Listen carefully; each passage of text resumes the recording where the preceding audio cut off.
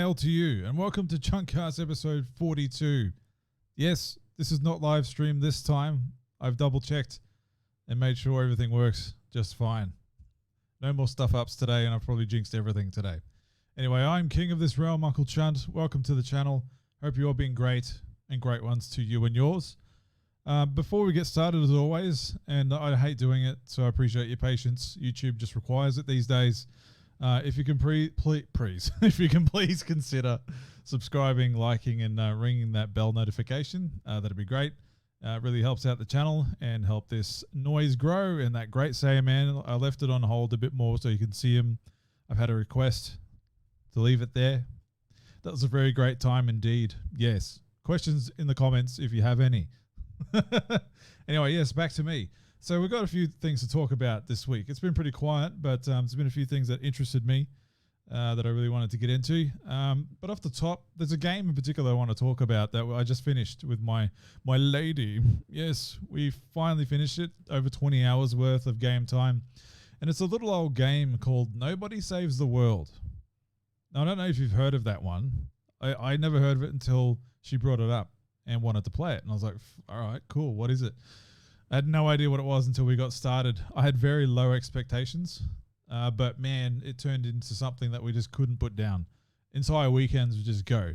You know, we would just play it non-stop, or I'd finish work and we'd play it for hours, you know. And we're like, we'll just play it for a bit. Then before you know it, hours have gone by. So what I want to do is I'll put some visual aid on the screen so you know what the hell I'm talking about. I'll just mute it. Now, this is made by the same studio that made Guacamelee, if you're familiar with them. Apparently, this is the biggest game they've ever made, and it's excellent. It's a lot of fun.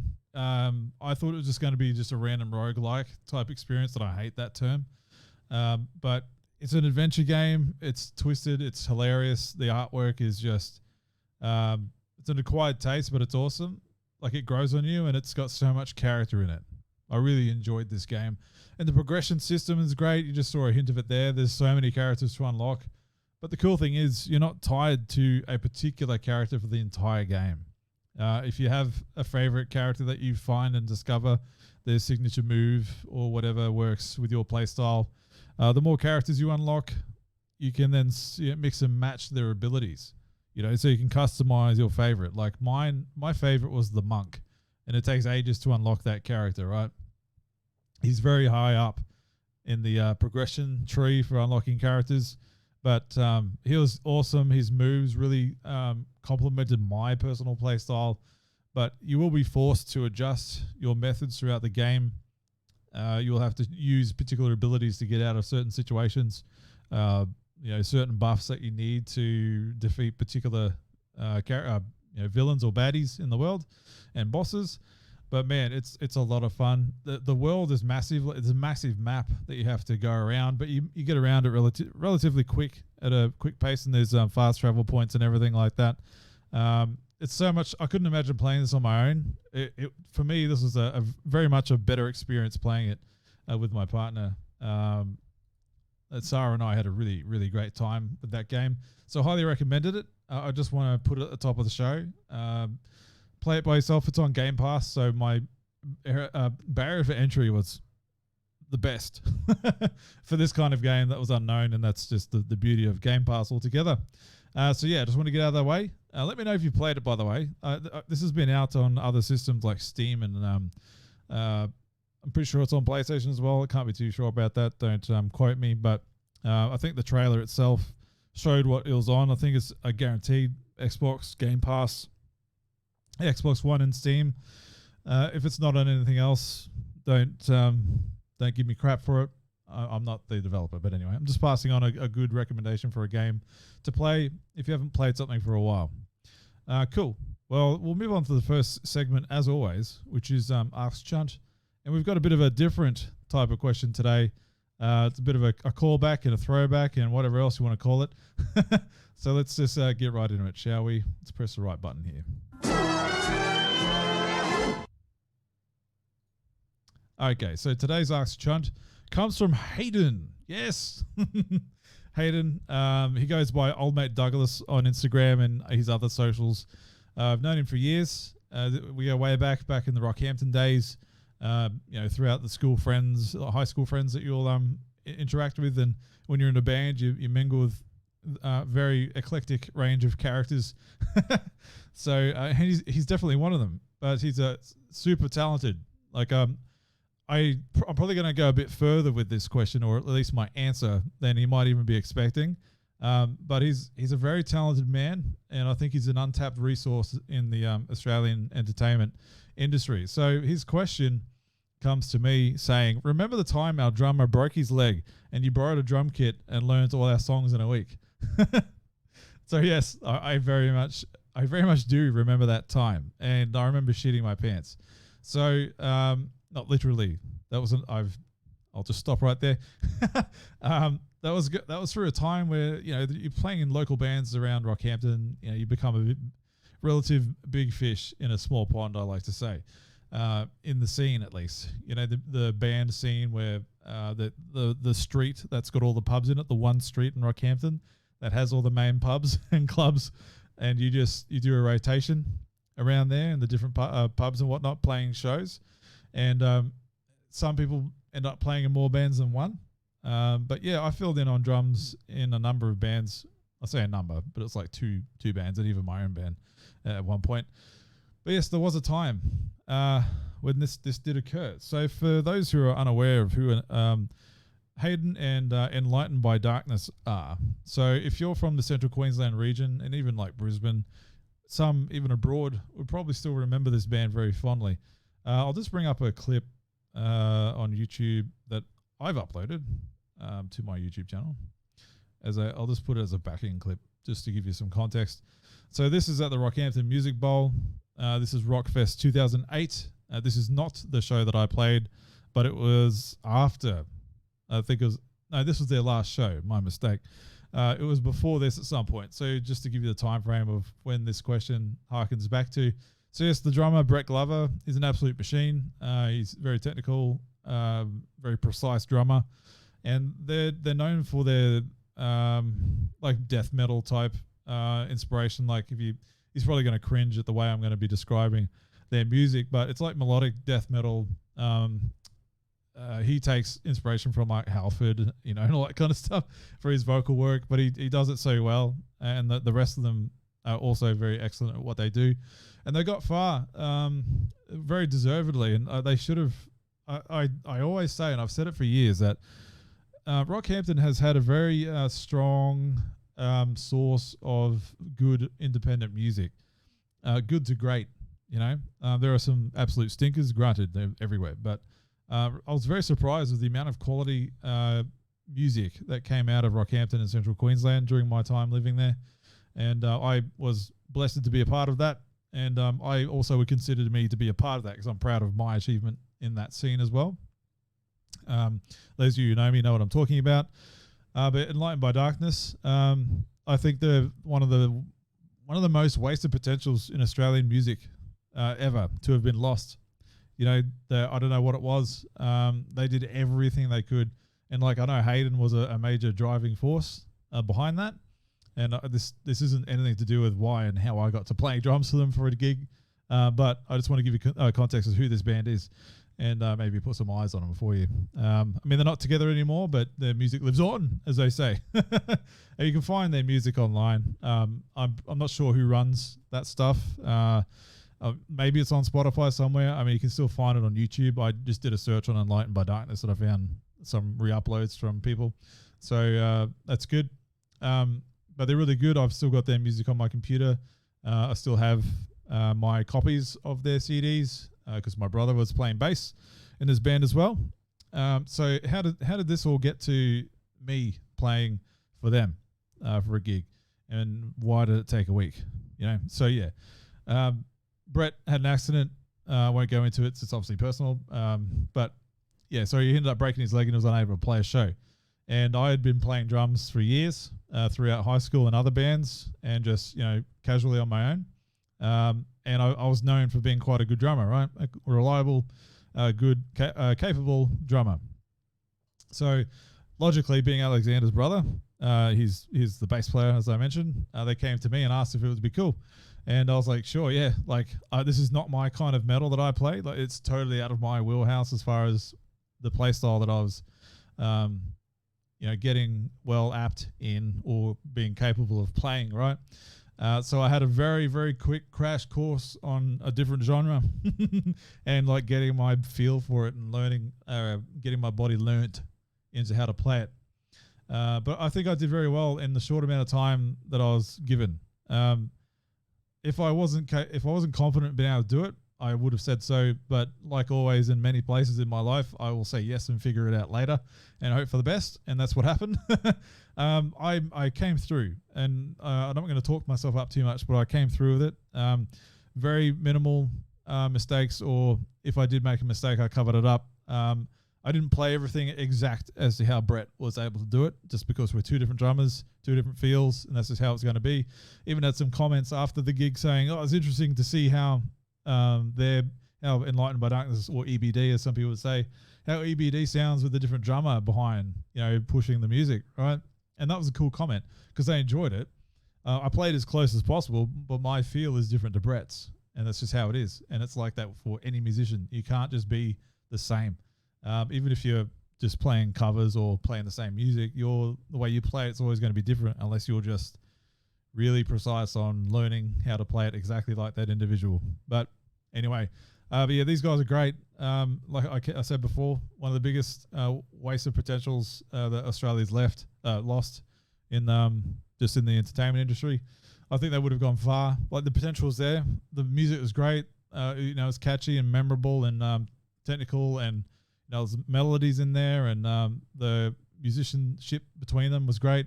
And it was good to hang out with them, behind the scenes and at rehearsals or just at gigs and stuff. It's a really good time in Rockhampton history in general. Rockhampton history, but just like in my time in Rockhampton and my history there as well. I could probably say they feel the same. Other grievances aside, I'm sure. But yeah, really great time. Go check them out. I've got this whole show that you're looking at right now on my YouTube channel.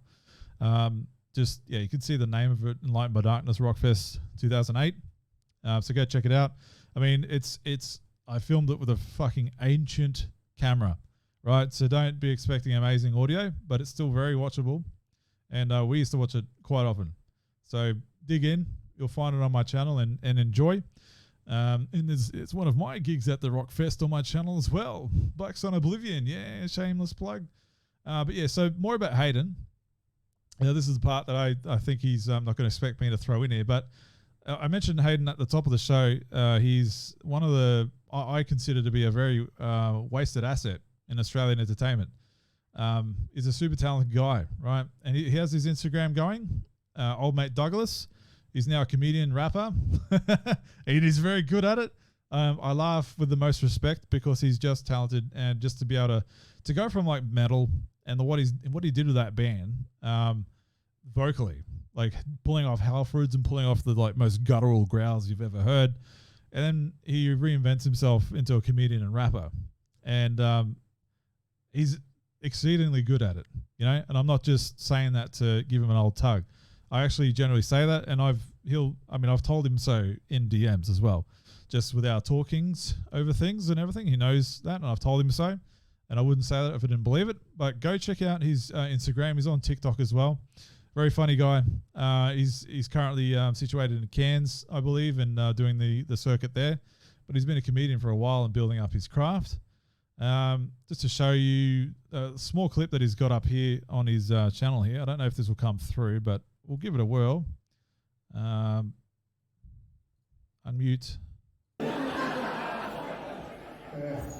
I used to date a goth. It's not good when you look like me. Dark hair, dark clothes, dark eye makeup. Do you realise how hard it is walking into Bunnings when you look like me with someone with 2 black eyes and you are not responsible for it? I'm on the other side of the aisle, but fuck. That's poor parenting and Marilyn Manson's fault. Do not blame me for that shit. Yeah. Very good. For those of you who are unaware what Bunnings is, if you're watching outside of Australia, Bunnings is like, I don't know, it's your Home Depot. I guess that's the equivalent here in Australia. But yeah, very funny guy. Another clip here. Let's see if I can unmute this. This is a great track. Great track. Now, rap isn't my thing, right? Rap is outside of my wheelhouse.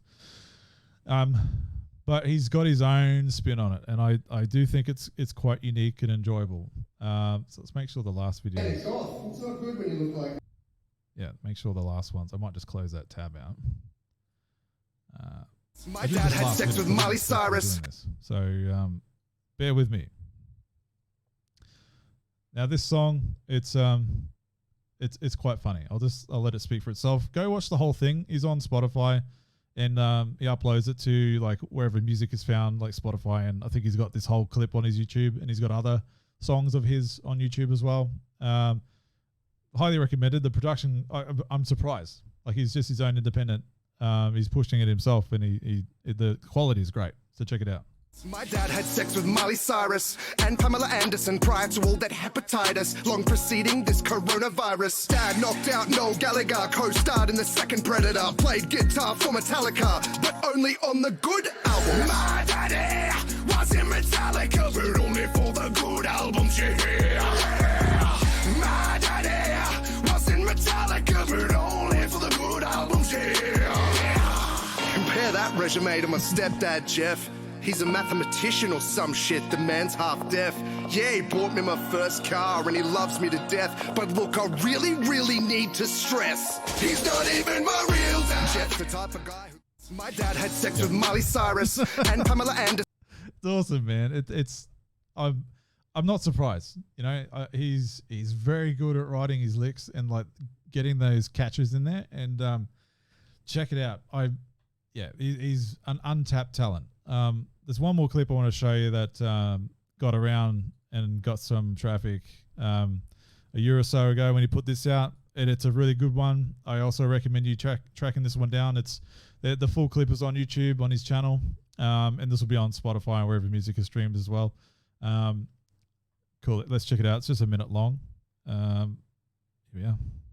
I feast on burritos, but I'm sick of Latinos screaming fuck the Americans with a mouthful of Cheetos. Middle finger to the Russians and their national pride, while I knock back vodka with my mail order bride. I hate the Japanese, but I love drinking sake, and I study karate while I jerk off to bukkake. Got my stereo pumping fucking Dr. Dre while I'm driving to my meeting with the KKK. Hey! I'm not a racist, everything I say is racist. I'm a typical Australian who speaks English in foreign places. Whoa. I'm not a racist, but insert racist statement. I'm a typical Australian. Treat the locals like shit when I'm on vacation. Typing fuck the Koreans on my Samsung. I hate immigrants, even though I am one. Got a Bruce Lee tattoo, but I refuse to use chopsticks when I get Chinese food. The French eat frogs' legs, so fuck them, but I love it. Yes, very, very good. Very good. I've said it a number of times now. He does it all himself. Like he is his own driver, and I wish him all the success. I really do. And I've said it for years, even just around the table when we're talking about the old days of like EBD and his Blood Red Skies solo thing that he was dabbling in as well back in the time. And I remember even those tracks, I was like, damn, one of them won an award, man. Like he just submitted it and he won an award for it, pretty sure. Take This Leopard's Hand won an award as well. And from Enlightened by Darkness, like he has it, right? He's a talented guy, and go check him out, and if you do, tell him I sent you, just say g'day, and just let him know like where you heard him from, and tell your mates, man, like if you're into comedy and rap and, that hip hop genre, like it's not my bag. I sound like an old man describing it at the moment, but even it's not my wheelhouse, but the way he does it, I find enjoyable. I'm not just saying that because he's a mate. I wouldn't tell him his stuff is shit either, right? Like it won't be, because he always puts everything in. Like it's all him, and it's great. Anyway, check him out. I've probably done more than what he anticipated about saying, but this is all off the cuff. I just threw up some tabs and just wanted to talk about it just casually and get his name out there. And not like I have the massive platform to like get like an influx of people on him either. But anything helps. Just Aussie creators, it's very hard to get any traffic anywhere. So anything helps. And, if he gets a couple eyes from me, then I'm happy, from putting it out there, and I'm happy to do it regardless. So wish you all the success, Hayden, whatever you do, of course. And, I'll always be supporting you. Not a problem at all. So everybody go and check him out and tell him I sent you. Right. So that's us, Chunt, out of the way. Really long answer for a very short question. Anyway, so let's get into the next topic and get the rest of the show going, shall we? Yes.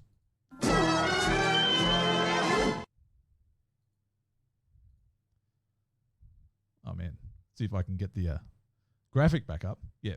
So yes, thanks for your patience on that one. It's something that I've always thought about doing and mentioning Hayden in the show, and he submitted a question. I was like, stuff it, now's a really good time to do it. So yeah, moving right along, back to some video game stuff. So also, just as a note on that, he was getting into like VR chat and VR comedy clubs during COVID and stuff, which was really cool. And I sat in on some of it just through the web browser. I didn't have a VR headset. And that was really, really wild. Comedians from all over Australia, all over the world, like convening in this VR chat room. Gaming and technology is just amazing. Like I won't go into that too much, but it's very, very, very cool. Not too sure if he's still doing it since he moved from Perth to Cairns. So hit him up on his socials and he'll tell you himself. Old mate Douglas. There you go. Anyway, so yeah, Cyberpunk. Cyberpunk came out year ago or so. Why am I talking about it now? Well, they finally released the next generation versions, for the Xbox Series X and PS5. Those upgrades that were meant to come out like last year sometime. Excuse me, it's indigestion in the microphone. Very professional. And they finally released it. Now, I bought Cyberpunk 2077 on sale ages ago. Less than half price, because I was like, I want to play this game eventually. I have a feeling they will correct what bad deeds happen. They will come good with it. And I think they finally have. I booted it up. I got the 60 gig patch or whatever it was for Xbox, and I was blown away. I was wowed by so much detail in this game. And it just dawned on me as like, okay, I get it.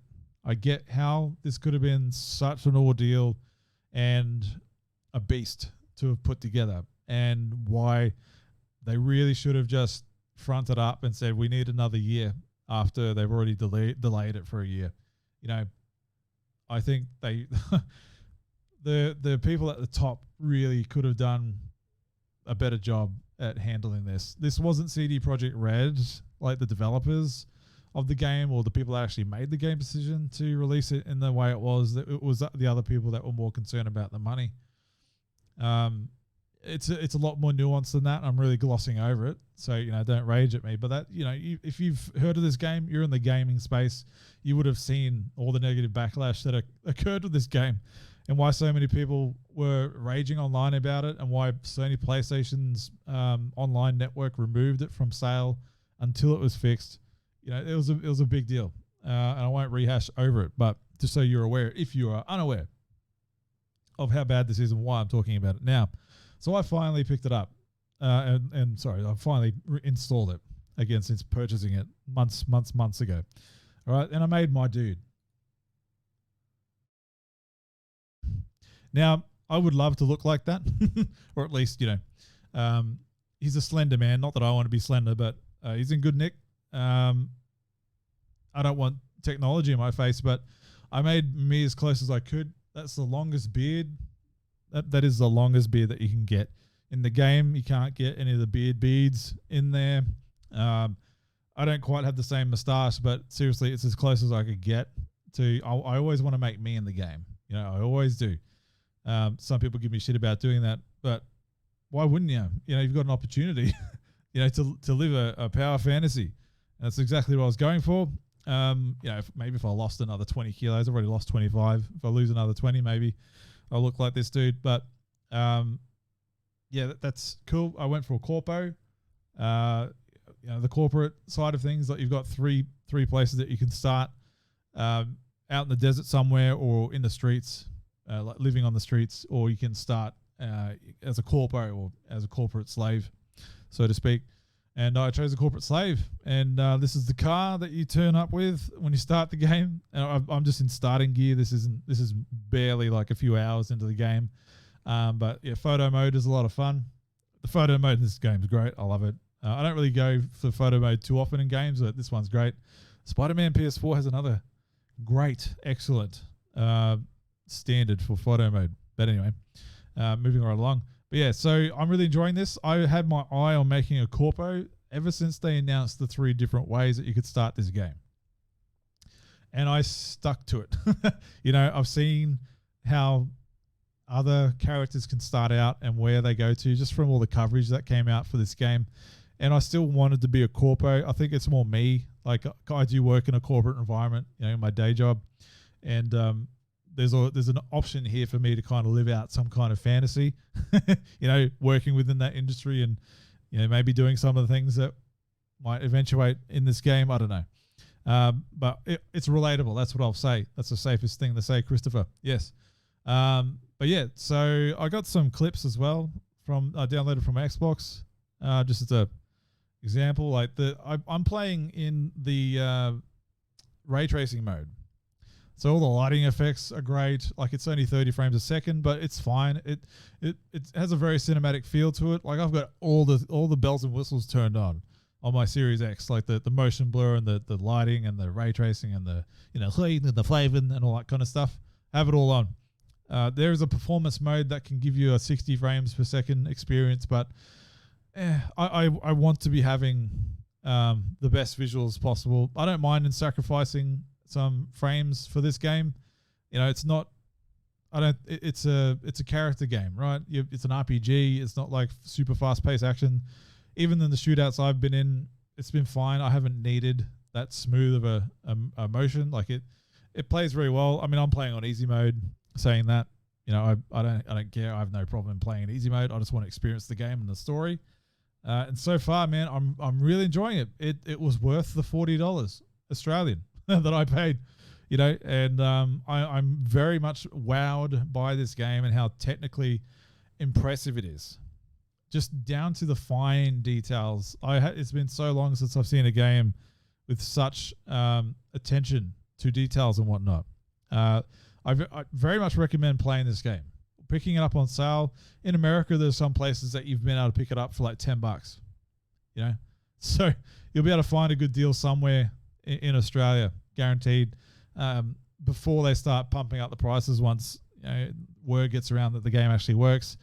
Now, the PC had the next generation upgrade as well, but apparently that's been still problematic. But man, I've been playing for 5-7 hours, and I haven't had anything happen. Anything bad, no glitches, no nothing.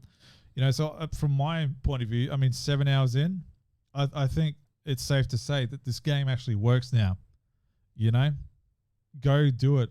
I was so hyped for this game before it released, and all the crap hit the fan. And I've just had it. I've had it in my back pocket, avoiding, just hoping that the game comes good because I really wanted to play it.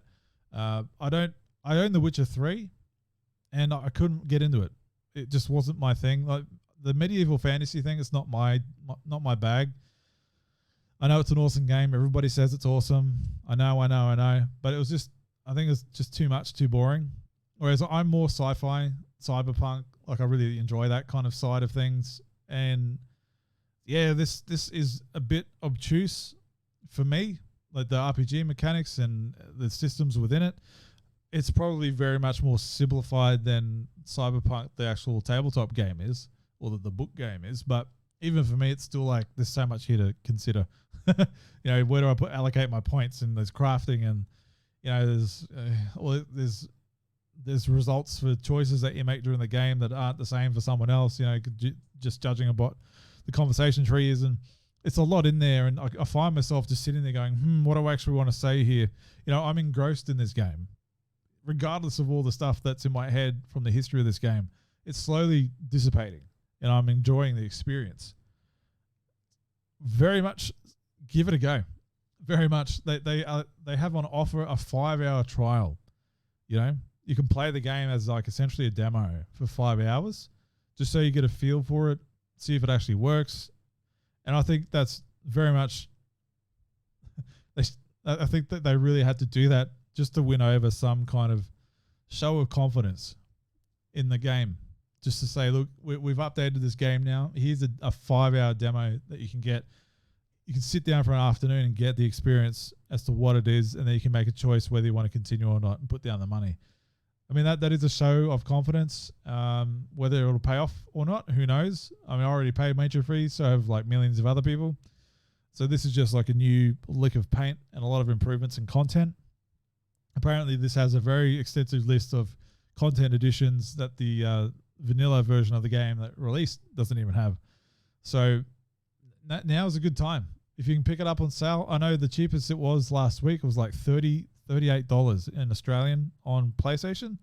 And I think even Xbox might have had it on sale around that price. I mean, I'm not going to check because I already own it, but I know some people that I personally know have said, wow, it's under $40 on PSN and Xbox this week.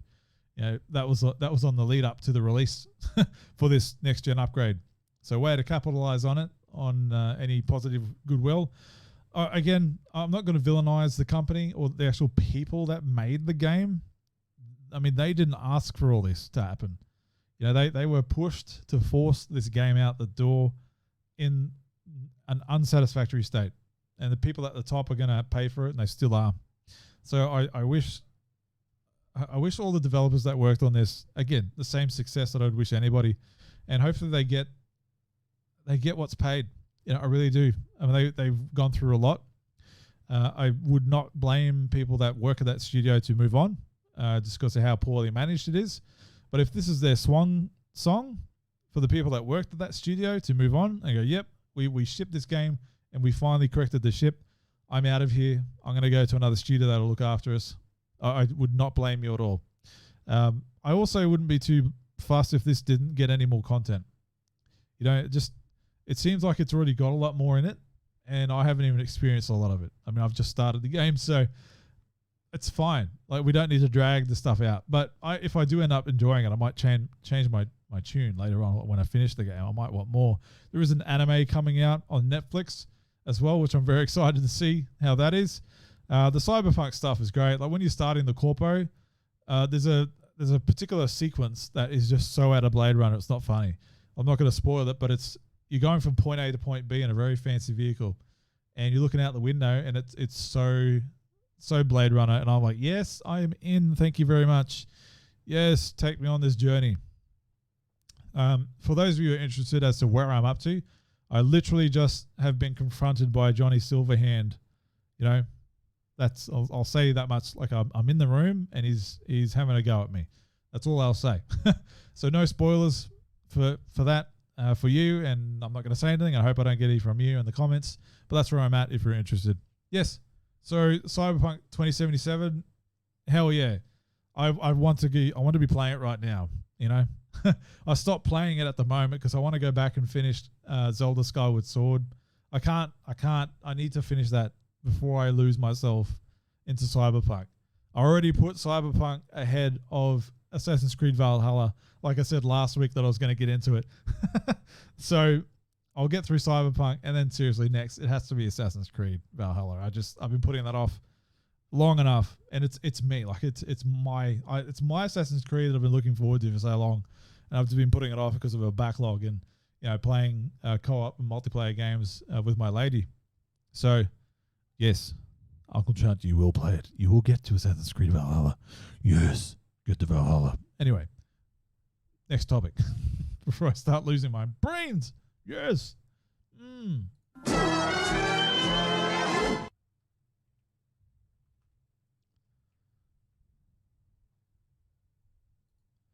Cool. So next up, kind of touched on it recently.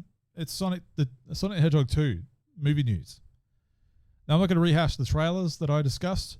You can see them online. But there's been some more news out about what is happening. What does this all mean? Is this it? Is this all we're getting? Is this going to hit? Is it going to miss? Who knows? Well, let's get this graphic up here. I mean, again, I mentioned last week they're leaning heavily into the hedgehogness. Like they're going full hedgehog with the second movie. And this is straight up, if you were to take some legitimate Sonic official SEGA character art or a cover for a game, it's just this. But someone has managed to turn it into a live action representation. I love it. I love everything I'm seeing about this movie outside of the human stuff. I hope that's very minimal. I'll keep saying that until I see the movie. But this is just it. I mean, they got the plain tail Sonic. I'm pretty sure it's still Stormwind. No one really corrected me on the last episode. I'm just going to keep calling it Stormwind until someone does. And Jim Carrey's full Robotnik. I friggin' love it, man. Love it. And Knuckles himself looks amazing as well. Idris Elba. That's going to be fantastic. I can't wait to see their conflict and how they resolve it. I mean, I already know because I know the lore, or at least for a relative casual Sonic, old school Sonic fan. I know the lore. I read the Archie comics, played the games back in the day. The modern Sonic stuff, I have no idea. And I hear it's very convoluted and complex and just no thanks. But yeah, this all looks fantastic and cool, right? And then we get some more news. This comes from the official SEGA Sonic the Hedgehog Twitter and SEGA, the corporation themselves. So a special message about the future of the Sonic franchise from the CEO of SEGA Corporation, Haruki Satomi. Okay, quote here. We are delighted to announce that the third Sonic theatric film, and the first live-action Sonic series for Paramount Plus are being actively developed. We've got a remarkable partnership with Paramount, and we're excited to continue expanding the Sonic the Hedgehog franchise with them. 2002 is shaping up to be a significant year for the franchise, with the second film being released this April, as well as Sonic Frontiers, the highly anticipated video game title, yes, coming this holiday in America, which means end of the year at some point, last quarter, 2022. I think. Correct me if I'm wrong. That's just how I've always read it. Sonic has been beloved by fans across the world for over 30 years, and we look forward to continuing to bring memorable moments and experiences to them for many years to come. Haruki Satomi, CEO of SEGA Corporation. Yes, so they're full in. I think the surprise success of the first Sonic movie, even with its foibles and issues and missteps along the way before release, and I think for a lot of fans, it wasn't the Sonic movie that we want, but it was still great. I still think it's very, very good. Hopefully this means that they go, all right, we learnt our lesson with that one. The fans are there, and we're going to lean right into them. We're going to just go. We got a good thing here. Let's go again and harder. So they're already saying a third Sonic movie is coming. Awesome. I think I can't wait to see what they do with that, and it just makes me more hyped for this second one. It just makes me feel like, are they going to be saving the Chaos Emeralds for the third film? It just makes me think that maybe they're not going to be in this Sonic 2. Maybe it's a bit early. You're introducing a lot of things. It's a kids movie essentially. It's not for me. It's not going to have like a million plot threads and character arcs and like double entendres and double meanings and it's going to be just, this is an adventure. Let's go. Got to go fast. So it's going to be, Robotnik returns, gets a new ally, a misguided ally through Knuckles. The floating island, Master Emerald, Sonic has to convince Knuckles Robotnik's bad, and they team up at the end. I just assume that's how the movie goes, right? And if it is, fine. I want that. That's just how it is. I will love to see that on the big screen for the first time in live action. And then if they hint at what is more to come with the Chaos Emeralds in the next one, and we finally get like Super Sonic, oh, that'd be so sweet. Super Sonic on the big screen, man, bring it on. I hope that's how they're going. But the live action Sonic series for Paramount Plus is a Knuckles series, so they're doing a whole series or mini series just for Knuckles on Paramount Plus, which is cool. I mean, that kind of justifies why you get a name like Idris Elba in play for this. I'm very keen and interested to see what they do with Knuckles. Knuckles is a very interesting character. Like back in the Archie comics days, like he was the guardian of the floating island and the Master Emerald, and there's the Echidna tribe and all that kind of stuff. Like there's a lot of lore there that you can pull from, and I hope that's what they do. I hope they don't just make it in like Knuckles' big day out in New York or something like that. You know, if that's what it is, I'm good. That's kind of what the first Sonic movie was. So who knows? I mean, it'd be an expensive thing to animate something like that for a series, not just one movie. And if it's going to be centralized around Knuckles, I assume there's going to be human characters in it interacting with him, and I do cringe at that somewhat. But we'll see what happens. Sonic Frontiers is one of my most anticipated games of the year. Everything seems like it's awesome. It seems like it's going in the right direction. However, the same people that are involved in the games I don't like are doing this one. So I'm withholding my judgment. Just what they've shown so far and what I've read online as far as what the goal is for this game, it has me. All right, it has me. I'll just try and ignore that those who are making this game made Sonic Forces. Oh boy. So we'll see what happens, right? I will withhold judgment until we see more, because realistically and honestly, we don't really have a lot of official knowledge out there outside of leaks as to what Sonic Frontiers is. And there's another show. I think there's another animated show coming down the pipeline. I don't think they mentioned it here, but yeah, apparently so, which is cool. Give me more Sonic, man. Like I love Sonic, right? I might crap all over his modern games. Like anything outside of the 16-bit era is highly questionable. Sonic CD is an obtuse mess of a game. I don't care what anyone says. Sonic Mania is just the pinnacle. It is like you boil down the essence of what the Mega Drive Sonic games are, the feel, the music, the art style, all of it, and you give it like a modern kind of 32-bit PSX, Sega Saturn-ish, Dreamcast era type experience. Oh man, I loved it. Sonic Mania is my all-time favorite Sonic game ever. It's just excellent. You know, yes, I have nostalgia for all the other games, but for a new experience and a modern experience, Sonic Mania, you can't go past it. It's the Sonic and the Secret Rings, Sonic 06, Sonic Forces, as I mentioned, Sonic Unleashed. What's the other one on the Wii that they did, which was just another like endless runner type game. You know, there's everything else that they've released in the modern Sonic era outside of Sonic Generations. Sonic Generations was lightning in a bottle, and they've been trying to catch that ever since, right? It's so good, even to those people that are old fans and new fans. There's something to like in both communities in that game, and you can appreciate both sides. Like the modern Sonic levels in that game is just enough for me. It's just enough to get, okay, I get it. I get what this is, you know, and some of it's really fun. Boost mode is fun.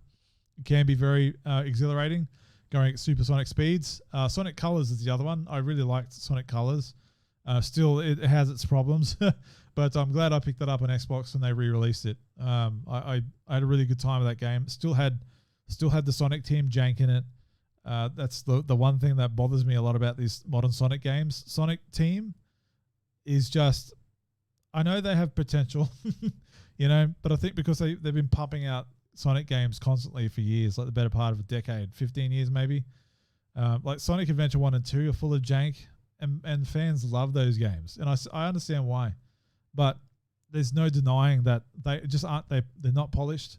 They're messes. They just are. And the soundtracks, I can't stand the cheesy pop punk stuff. I know some people that watch this are going to hate me for that, but it's just a personal preference. You know, it just really is. Sonic Mania, if we can do something like that again, I would love it. But Sega has no plans of doing another one.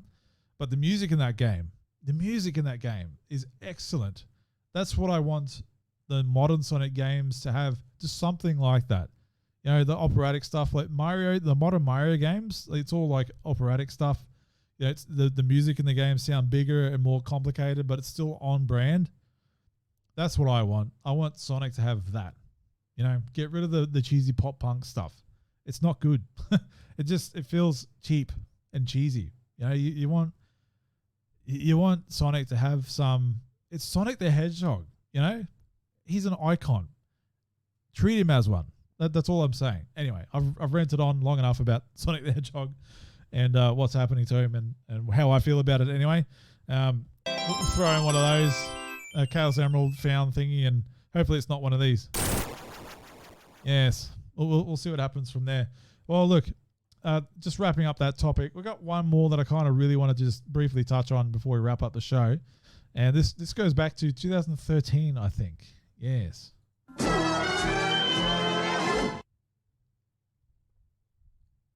Right. Do you guys remember Scalebound by chance? Yes? No? I sure as hell do. Man, I was one of the people online that was like, yes, this is my game. I want this. I was loving everything that they showed for it. And I was gutted when they cancelled it.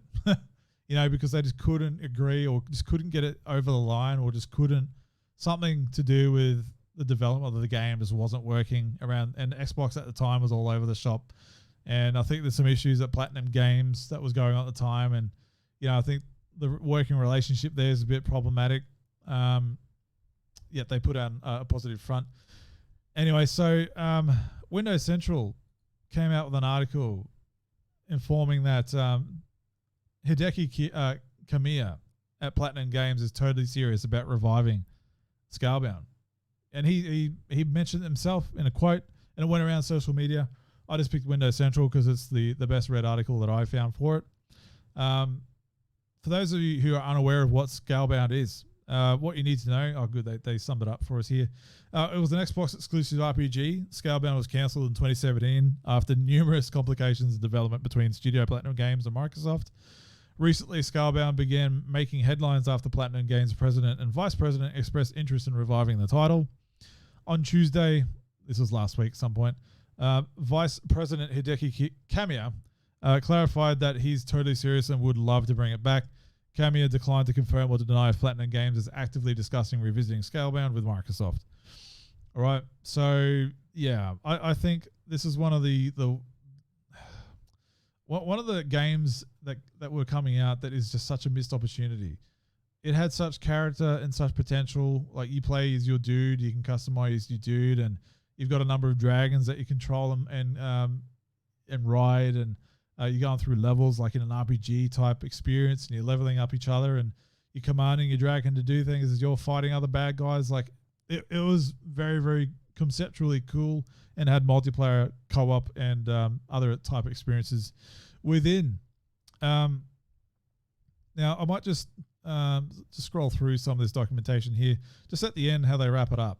It's not clear if Scalebound would have been a success or considered one of the best Xbox games had it released years ago, and many would-be fans resigned themselves to the fact they'd never be able to find out.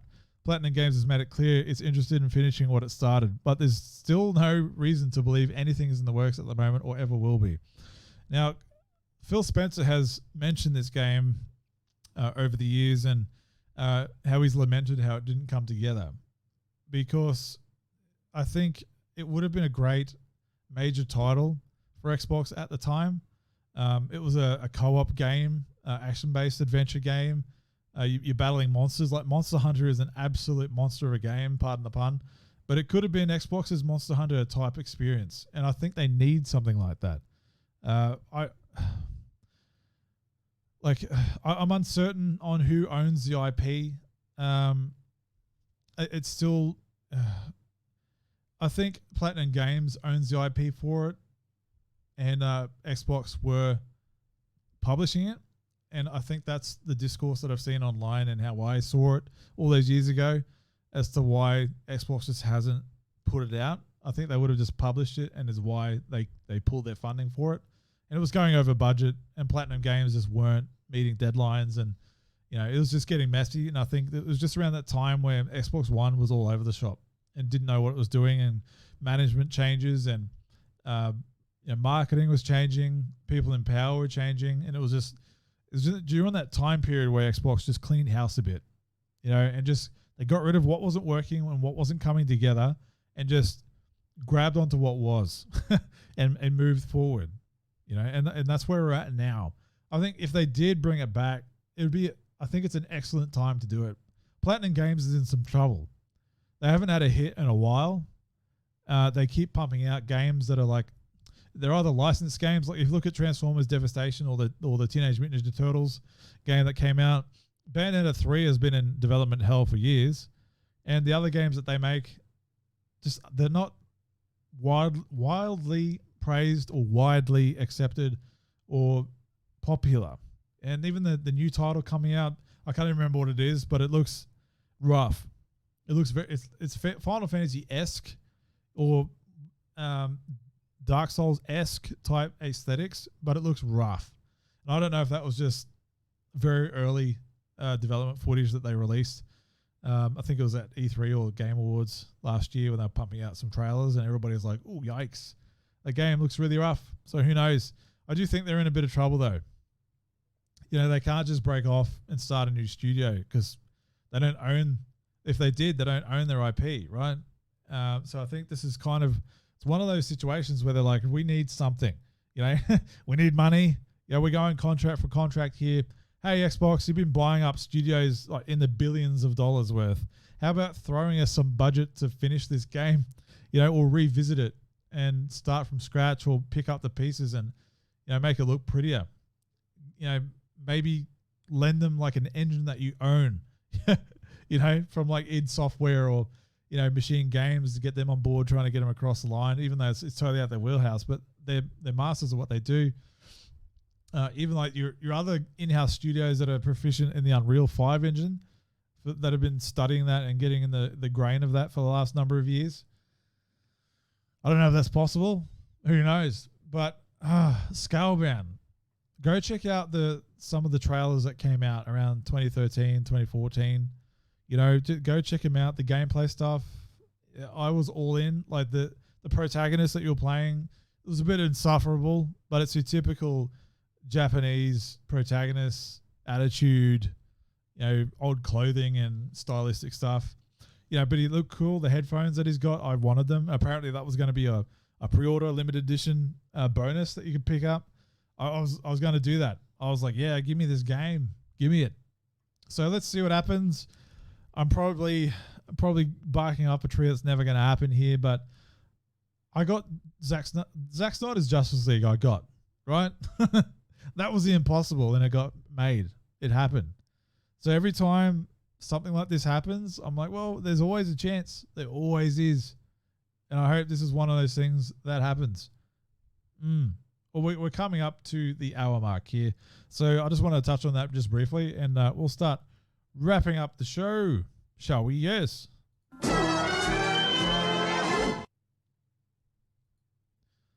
Awesome. Cool. Let's start just settling down now. We rushed through some topics. We talked about a lot. I really enjoyed this one. Last week's really put a sour taste in my mouth of just how messed up it was. And I was determined to make this one happen. And I hope it all came through. I'm going to double check. I did a test on everything before I started. So hopefully the sounds and everything came through successfully. And hopefully we get one of these. Yes, I would love one of those by the end of this. If you get to the end of the show, if you want to comment, you know, achievement unlocked, that'd be great. Thank you. But yeah, thanks for hanging in with me on this one. Last week's was an absolute dumpster fire, and I appreciate anyone that watched that one. You know, it was a live stream. I literally finished recording. My voice was all hoarse, and I watched the playback, and there was no audio. And I went, I'm going to miss the upload time. So I got a drink, collected myself, and I went live and just did it live. We're doing it live. You know, I just did that just to get it done. So I didn't want to miss a day. You know, it happens to everybody, even the best of people it happens to. And it was a learning experience for me. And that's what this is all about. So I appreciate anybody that left a comment on that one and your support and shared it. So if you got to the end of this one, thank you again. So we'll start wrapping up the show now. So thanks again for your time. It's always appreciated. My name's Uncle Chunt. And if you could be so kind to throw these out there, the likes and the subscribes and the bell icon for when I do the next one. All right. So until then, In the meantime, till all are one, may the power protect you, and Skull. Good evening.